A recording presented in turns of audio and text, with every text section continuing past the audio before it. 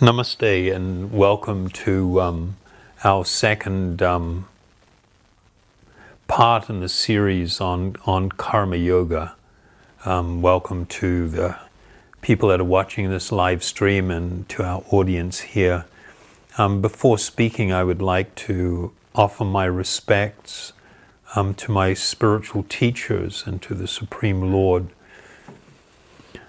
Namo Vishnu Padaya Krishna Prestaya Bhutale Sri Mate Siddhaswarupananda Paramahamsa Iti Namane Namaste Saraswati Devi Gauravani Pracharane Nirvishesha Sunyavadi Vastatya Dishatarane Bhajasri Krishna Chaitanya Prabhu Nityananda Sri Advaita Ganadhar Sri Vasadi Gaur Bhaktivedanta Hey Krishna Kauruna Sindhu Dinabandhu Jagatpate Gopisha Gopika Kantaradha Kanta Namostute Haribol. So we've already had quite a few questions coming in. So it looks like we will be doing a fourth part in this series, and we will try to deal with those at the end. Today we're dealing with the topic of, is karma avoidable? Previous talk was about understanding karma, and I think it's probably really important, if you haven't looked at that yet, after looking at this live stream, perhaps jump back to it and take a look at it. It's not too long, and it will give you a context for the subject that we're talking about. So today's question is karma avoidable? We've learned that karma is definitely a problem. It is through karma and the desire associated with it that we become bound to this world. Being bound to this world and the repeated cycle of birth and death, we will perpetually experience different kinds of pain and difficulty. There may be high points and happy moments, but there will also be a corresponding amount of pain and suffering and difficulty associated with that. And the biggest problem is, while we remain materially entangled and absorbed in the material concept of life, thinking that this body I have on in this lifetime is who I am, I will not be able to actually be in touch with and experience my true spiritual identity and the actual deep spiritual happiness and spiritual love that comes from that realization and experience. So, is karma then avoidable? And the answer is both yes and no. And when I say yes, it is avoidable, and I will be talking about it's not going to be in the way that most people think.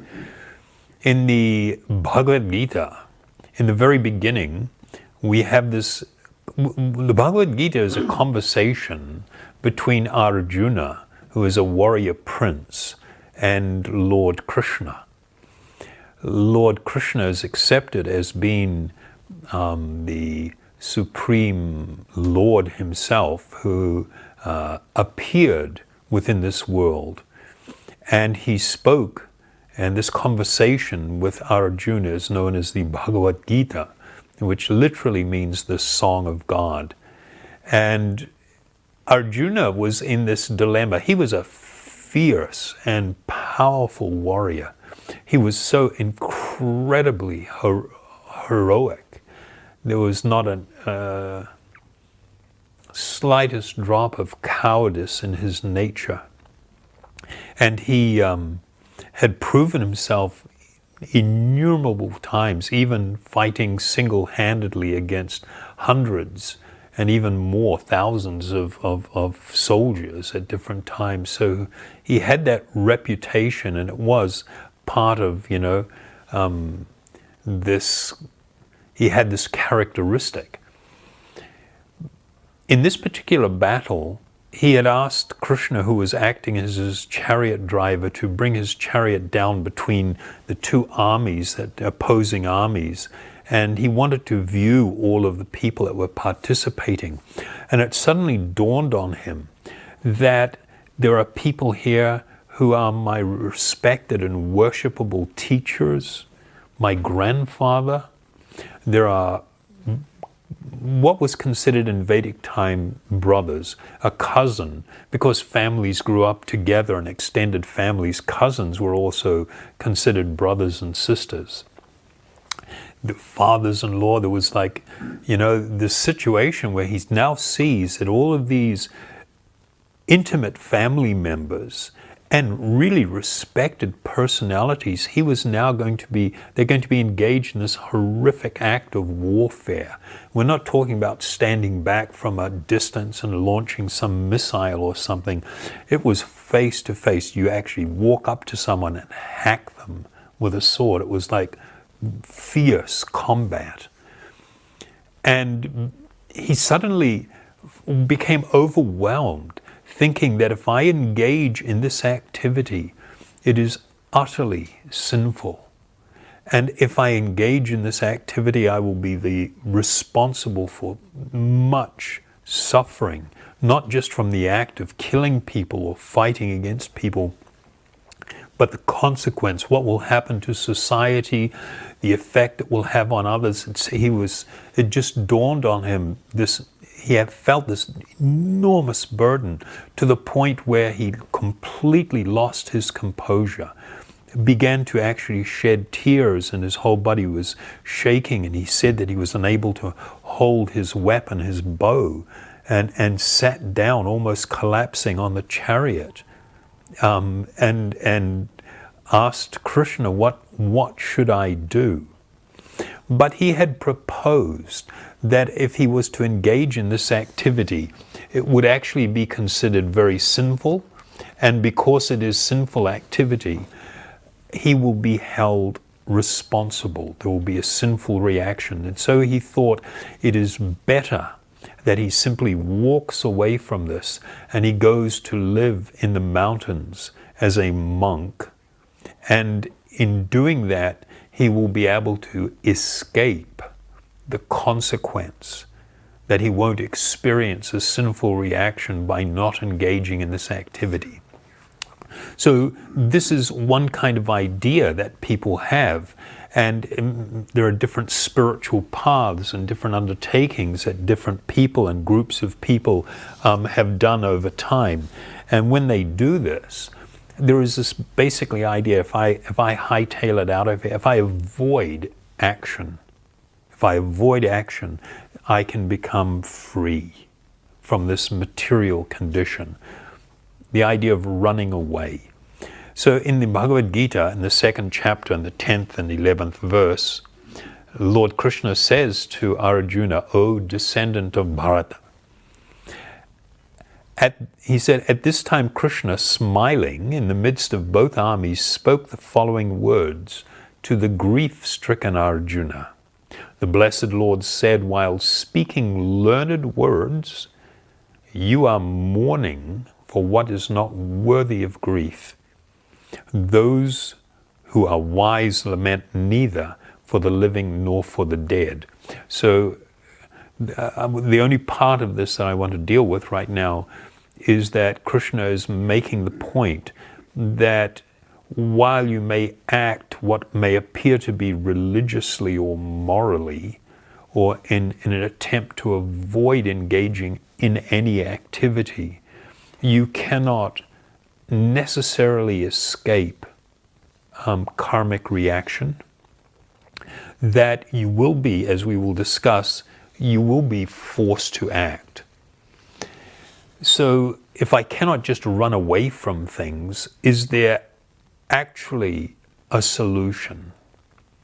And the point was then made by Krishna later on in the 4th chapter, in the 16th verse and 17th verse of the Bhagavad Gita.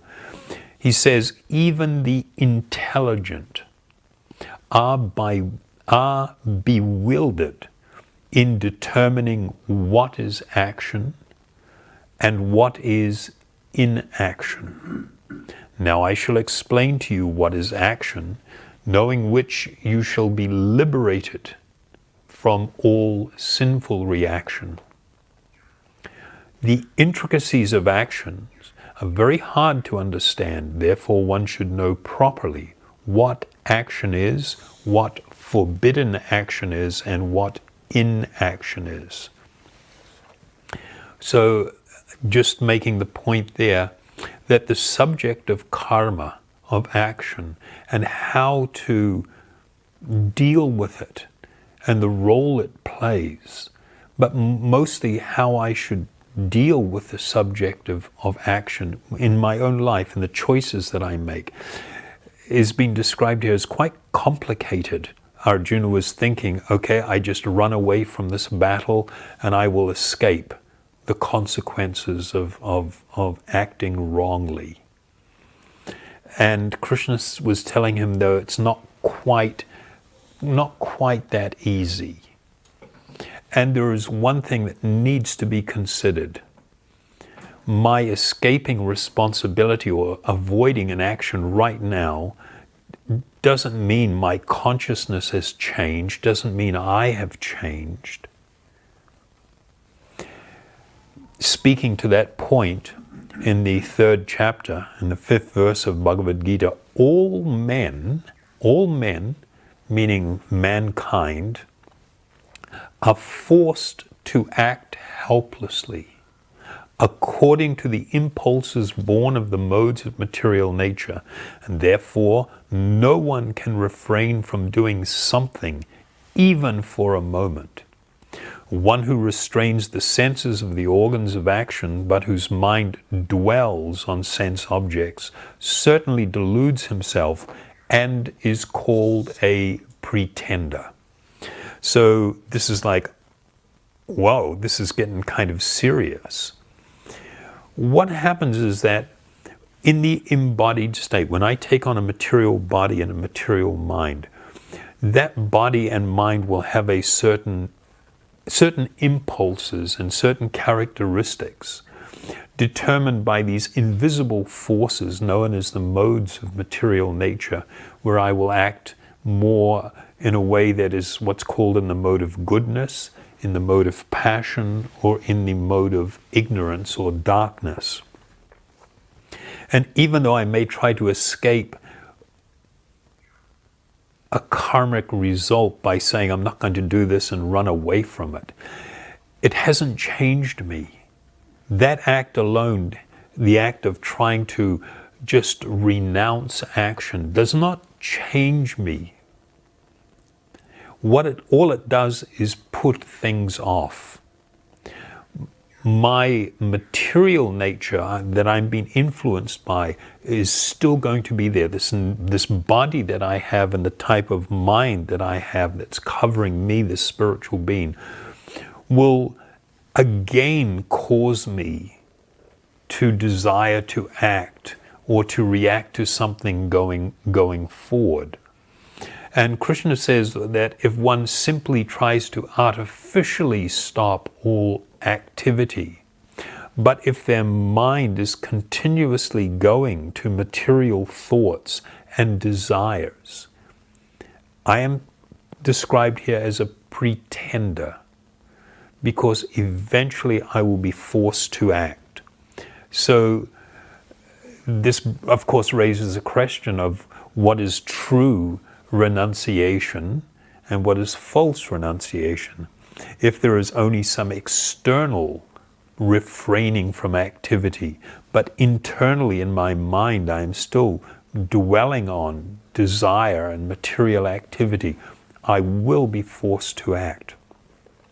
If there is such a condition as true renunciation, but it is completely different than this idea of just externally giving things up. Now, here Krishna begins to introduce the idea that part of real change and internal change in dealing with karma, this is the beginning of the introduction of the idea of karma yoga. It has to do with the concept of duty.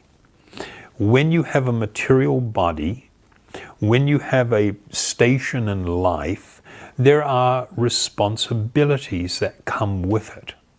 Learning to perform those responsibilities and accepting the duty that is assigned to me in this station in life, my condition in life, and acting with a sense of duty is a really important starting point for someone that wants to attain a transcendental position. So the concept of duty means about, it's really focused on the idea of acting in life, but without a strong attachment to the outcomes, performing activities out of a sense of duty. This idea will be further developed. We're just touching on this for now. So towards the later part of the Bhagavad Gita, in the 16th chapter, Krishna speaks to this point in a couple of different verses. It says, one should understand what is duty and what is not duty by the regulations of the scriptures. Knowing such rules and regulations, one should act so that he may gradually be elevated. So what has been spoken about here, there was this amazing system, social structure that was developed under the guidance of saintly teachers in the Vedas, which helped people come to some understanding about how to live a life that brings about gradual elevation, gradual freedom from material entanglement.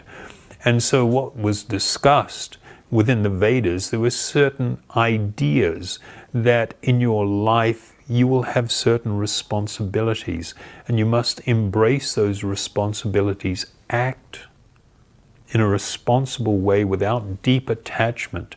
Do not deviate from these things just on some impulse or desire. And in this way, a person learns to actually step back a little and not to be totally lost just by desire being pulled here and there. So then Krishna speaks again of this in the actual very beginning of the Bhagavad Gita, in the 2nd chapter and the 47th verse, where he tells Arjuna, you have the right to perform your prescribed duty. The duty of a warrior, the duty of an administrator, somebody that is deeply involved in the public welfare. You have a right to perform this duty attached to this position in life, but you are not entitled to the fruits of your actions. Never consider yourself the cause of the results of your activities, and never be attached to not doing your duty. So in that verse, Krishna is talking about the necessity to be able to step back, to not be lost. Like, for instance, in the case of Arjuna, if he is meant to be a warrior prince, he is meant to be leading society on a path of progressive spiritual development. He is meant to be helping with the welfare and the greater good of society, and he is meant to be imposing standards of law and order to protect the greater society. If he engages in that duty and is able to understand that it is a duty that he must and should perform, it is part of his station in life, that is good. But if he becomes overwhelmed by the fact that he has power, that he has some dominance over others, and therefore seeks to exploit that position, or he becomes very much addicted to the prestige of that office that he held, and became more fixated with that and focused on that, then one is understood to be acting fundamentally what was considered sinfully or in a very materialistic way. And there'll be a huge karmic result that will come from that, being an exploiter, either subtly or in a very gross way. But if one acts in humility with a sense of duty, one is able to become, or to escape that type of reaction. So the idea is being put forward that one should have an idea or a concept of duty associated with my position in life, whether it's to my family, to friends, to society, the job in which I work or whatever, but to become very equipoised, not to be overly attached to certain things and feeling other things are repulsive and avoiding responsibility because I don't like to do that, I don't want to do that, that's not fun for me.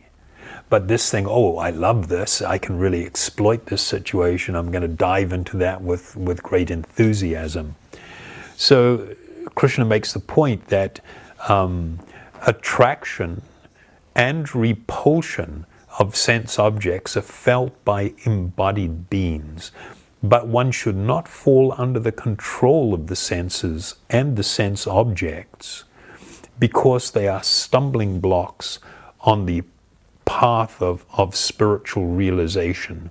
So there is this whole idea that you should not be overly adverse to certain things and overly influenced or attracted to other things. You've got to find this equipoised position, live a life of responsibility and temperance, to lead a life of I'm going to say restraint not from the idea of artificially imposing hardship, but definitely to refrain from exploiting and trying to just squeeze so-called happiness or fulfillment from people, from this world and other things like that.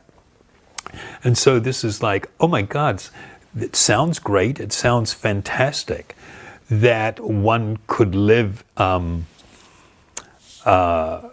this way, but is it even possible? I mean, Krishna states that therefore, without being attached to the fruits of activities, meaning to engage in activity and desire to get a certain fruit that you're very attached to, a result. Therefore, without being attached to the fruits of activities, one should act as a matter of duty. For by working without attachment, one attains the supreme. So it's like, well, what is this state? And is this some sort of like artificial thing? How do you do it? And what's your motivation? It speaks to the idea of motivation. So literally, it is possible to live within this world, to engage in what seems to everybody else as being just regular activity, but at the same time to not suffering any karmic result from doing that. So in the next talk that we do, we're going to talk about how that is possible. And this is really what karma yoga speaks to and what karma yoga is really all about, and how it is factually a path towards true happiness. Okay? Thank you very much for joining us. And before we conclude, I would just like to invite you to join with us in a short kirtan. Again, this chanting of transcendental sound, which I spoke of before. We will use the mantra Haribol, Nitai Gaur Haribol, and invite you to join. I will begin by chanting the mantra a couple of times and invite you to then join in and respond and just become immersed in the sound. And it has a tremendously purifying and spiritualizing effect upon us and leads to full self-realization and God realization.